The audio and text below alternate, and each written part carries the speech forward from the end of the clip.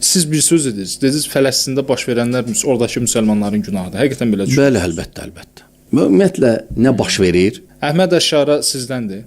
Yəni O mən bilmirəm, o dövlət Tanıyırsınız? başçısıdır. Yox, tanımıram. Heç istəmirəm də, maraqlı deyil o adam mənə və bəs onun Bəşər Əsədi devirməyi bir müsəlman kimi sizi sevindirdi. Çünki Türkiyədəki mənim dostlarım az qala göyə güllə atırdılar sevincdən, yəni belə. bilirsinizmi o məsələlər qarışmır. Qarışmırsınız. Hə. Amma bir məsələ var da.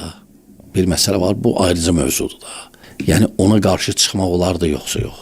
Əsədə Hə, müsəlman hakim olmaz. Və zalimdir ya istəyir adil olsun olmaz. Bir dənə hakim olar, o da qeyri-müsəlmandırsa. Qeyri-müsəlmana qarşı çıxmaq olar İslamda. Yəni kafir hakimə. Hə, lakin onun şərtləri var. Əsəd o şərtləri ödəmişdi. Hə, yox, Əsəd əslən o Ələvi firqəsi idi. Müsəlmanların çoxusu onları müsəlman görmür. Əsəd Əli Allahçı idi. Hə, onlar müsəlman görmürlər onu.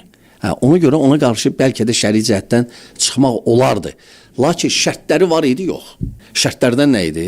Gücün olması, məsləhə, məfsədənin zərər xeyri götürüb qoymaq, alimlər, həmçinin siyasətçilərin deməsi və ən əsaslarından da biri onun yerinə kim olacaq? O adam yox idi.